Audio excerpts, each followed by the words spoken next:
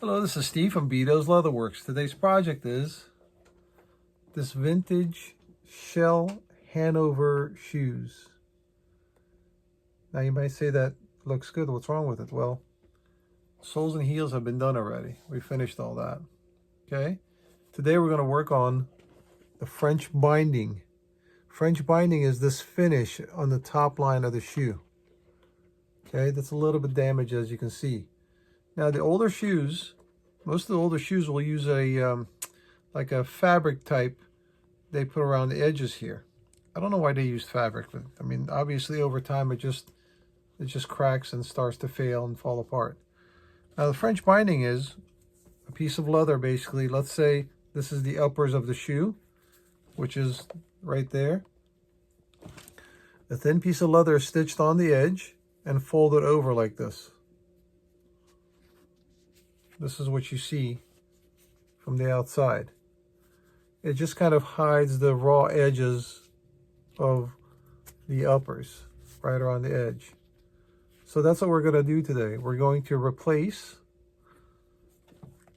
the piece, starts from here, front of the lace vamp area, goes all the way around and comes back here. Now we're going to reinforce the back here from the inside. You see there's a little cracks there. Shell cordovan, not just shell cordovan, all shoes, if it's not worn properly with a shoe horn, eventually that back is going to start getting damaged. So that's why it's a good idea always on the nicer dress shoes to use a shoe horn to get your foot in so you don't damage that area. And then we're going to put brass eyelets here. This is notorious for this starting to crack also. Over time, the shell dries out. And as you're lacing them and you pull hard, you're going to damage the holes there. We're going to reinforce it underneath it with a piece of nylon first. And then we're going to put brass eyelets once everything's stitched together. And that'll give it some more life structural, help. So it'll prevent from that leather failing. Okay. All right, let's get started. Man, my eyes look puffy in this video. Yeah, it is early. I've been up for a few hours now. I get up early. I'm a morning person.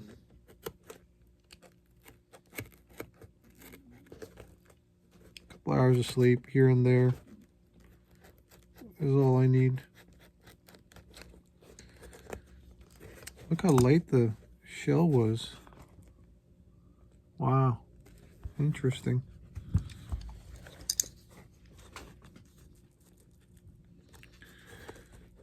Must have been dyed at one point? I don't think so.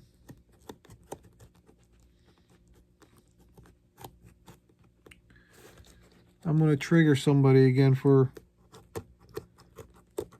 sharpening my disposable blades with a sharpening stone.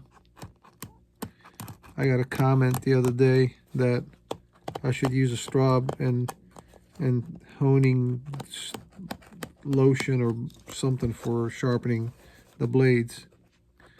Somebody called me an idiot. I'm going to call that person an idiot man. These are disposable blades. You don't put this blade on a strop to sharpen it. Oh, there's all kinds of people out there,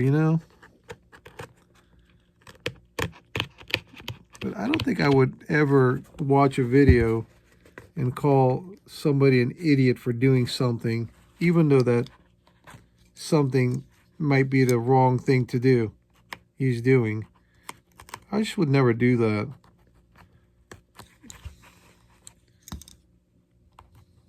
So it's going to be an idiot man. That's what we're going to call him. Hey man, you should really use a straw and some lotion and get a honing stone to sharpen your blades, you idiot. Thank you, idiot man. I appreciate your comment. But it's a disposable blade. Who's the idiot now? Oh, I'm just joking. I mean, you know, I appreciate all the comments. I really do. I mean, some of them I may not like it, but that's okay. It's everybody's got their own, you know. Everybody's got their own ideas and thoughts of how to do things, and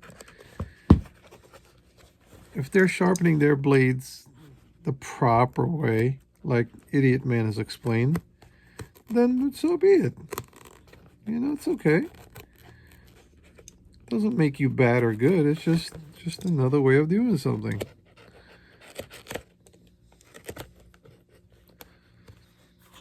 All right, as you guys can see, we have got the shoe apart. Okay, we've got some canvas backing inside. No, nothing here, but there's some, this is fiberboard, I think, but look where it's reinforcing it, right? It's catching half the eyelets, which this is in the wrong position. This side is a little better, but this side is just sitting, it's just sitting on top like that. It's not catching the eyelets. So we're gonna make it better. You see, it's just not holding on to anything. We're gonna put that piece on here that's going to basically reinforce that whole area where the eyelets are. So when that's stressed, it shouldn't damage it. And then we'll put something in the back here to reinforce that area too. So this is basically the material right there. I don't know why in the heck they would use that. I really don't. This looks like some kind of a cloth or something. Anyway, we'll take that out, put some nice leather there. All right, let's continue.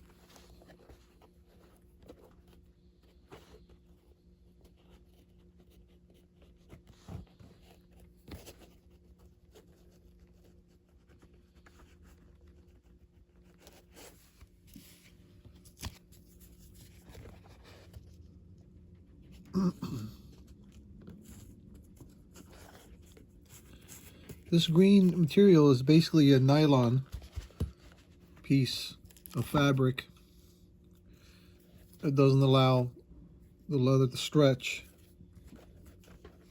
Therefore, it's going to reinforce that area pretty good. Now, you can go to your fabric store, like your regular fabric store. You can go where the remnant areas are, where they have leftover, like half a yard, quarter yard, whatever the case may be. And you can buy them at a really cheap price, and you know, use, because most of the projects, obviously they use them by the yard, And if there's pieces left over, then they'll just put them up for sale for just, you know, pennies on the dollar. So if you're doing projects like this that you need nylon, basically check your local fabric stores. And that's it. We're gonna hammer those down. Oh, not much hammer time going on today, unfortunately. Sorry. We'll do a little hammer time, not much. The hammer time was done already on the bottoms.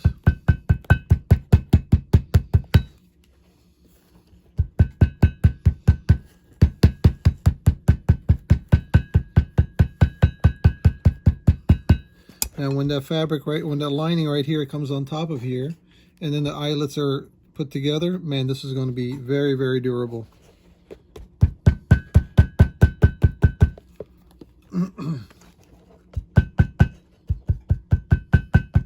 All right. Give it some structural support in the back, especially here. All right, let's continue.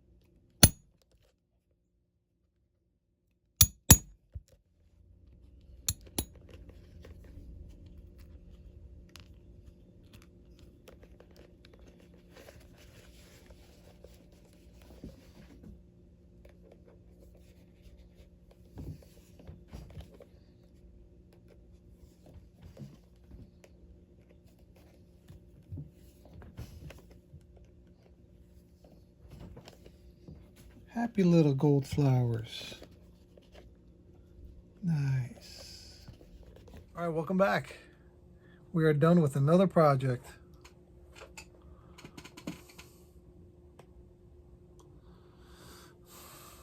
Turned out pretty good for a 40-plus-year-old shoe.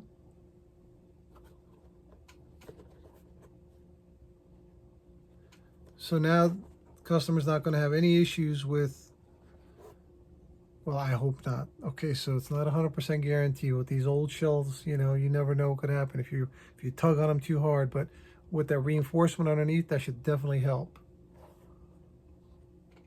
All right, well, I'm glad you joined me. I appreciate you sharing, commenting, thumbs up, and all that good stuff. And if you guys have any questions, you can email me at bedos, B-E-D-O-S, @yahoo.com. And yes, we do take in mail-in orders. This was mail order. Most of the work I do, I'll show you guys, are mailed in. And if you have any questions, like I said, you're welcome to email me, and I'll see what I can do as far as helping you out. All right, thank you again, and we'll see you guys on the next project. Take care.